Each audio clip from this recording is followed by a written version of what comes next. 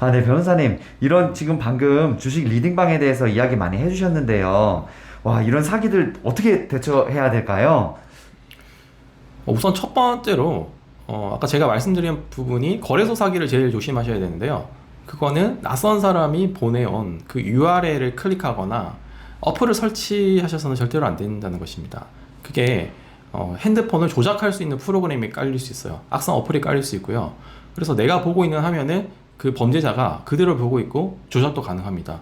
그래서 내가 큰 돈을 넣게 되고 내가 뭐 다른 기간을 확인을 하기 위해서 전화를 해도 똑같이 그 가해자, 공범들이 전화를 받아서 확인시켜주고 내가 속을 수밖에 없게끔 흘러가는 경우가 많고 꼭 주식이 아니더라도 다른 범죄에 또 휘말리게 될 수 있어요. 그래서 그런 URL을 클릭하시거나 어플을 설치하시지 마시기 바랍니다. 그리고 두 번째는 이제 단톡방에 들어가셨을 때 뭐 현금 다발을 보여주거나 뭐 수익률을 뭐 200%로 인정하는 그 주가가 상승된 그 사진들 그걸 보고 현혹되시지 말라는 겁니다. 우리가 보통 이렇게 수익이 많이 나면 진짜 가까운 지인한테 보내주지 그 불특정 다수가 있는 단톡방에서 그걸 자랑하지는 않잖아요.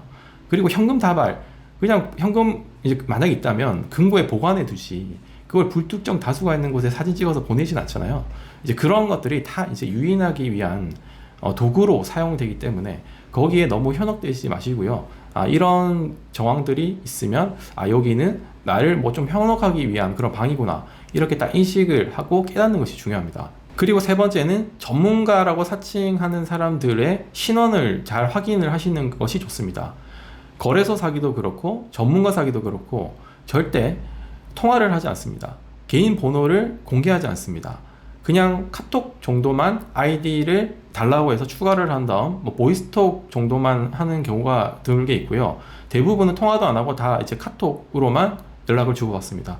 그래서 통화를 하고자 하면 통화가 안 된다라고 하거나 아니면 지금 곤란하니까 나중에 통화를 하자라고 계속 미루거나 아니면 저는 전화 통화는 하지 않습니다 라고 얘기하면서 끝내 통화는 하지 않습니다. 그리고 뭐 회사 주소를 알려주지도 않고요. 모든 것이 약간 미궁에 빠져 있는 채로 계속 진행이 되고요. 그래서 그 전문가의 전화번호 그리고 목소리 그리고 명함에 적혀 있는 그런 주소 등을 꼼꼼히 확인해 보시고 신뢰할 만한 사항인지를 이제 확인을 해 보시는 것이 좋겠죠. 그리고 내가 만약에 주식에 투자하겠다라고 생각을 했으면 이제 충분히 공부를 하고 시작을 하시는 것이 좋습니다. 그리고 공부가 덜 된 상태에서 투자를 하려고 할 때 소액부터 시작하시는 게 좋아요. 공부가 되지 않은 상태에서 너무 큰 금액을 하시면 잃을 가능성도 크고요. 이렇게 당할 가능성도 큽니다. 내가 정보를 잘 알지 못한다. 내가 지식이 별로 없다. 라고 하는 것들을 그 사기꾼들이나 그 업체들이 이렇게 너무 잘 알고 있어요. 말 몇 마디만 해봐도 충분히 알 수 있게 돼버린단 말이에요.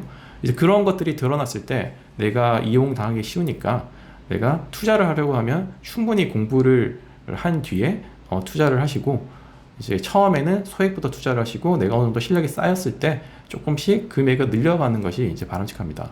그리고 만약에 주식 리딩 계약을 체결을 했다면 그에 대한 증거를 확보해 두시는 것이 매우 중요해요. 처음에는 이제 계약서를 쓰기 전에 온갖 말로 유혹을 한단 말이에요. 수익이 나면 뭐 수수료를 조금만 받겠다라고 하거나 수익이 반드시 150% 이상 난다 아니면 200% 이상 난다 이 수익률이 나지 않으면 내가 전액 환불을 해주겠다 이런 말들을 막 하기 시작하거든요. 아니면 3개월 내에 꼭 수익을 내주게 해주겠다 라고 하면서 이제 유인행위를 하는데요. 그 과정에서 이제 녹취를 해두시는 것이 제일 좋아요. 나중에 이제 계약서를 실제로 쓰게 되면 구두로 했던 그 내용들과 계약서에 작성된 내용이 조금 다를 수가 있습니다. 나는 당연히 이런 내용들이 다 반영돼서 계약서가 써졌다라고 생각을 하는데 알고 보면 자세히 비교해 보면 빠져 있거나 아니면 나한테 불리한 위약금 조항이 있거나 환불을 할 때 뭔가 좀 복잡한 절차가 있거나 이런 내용들이 있는 것이죠.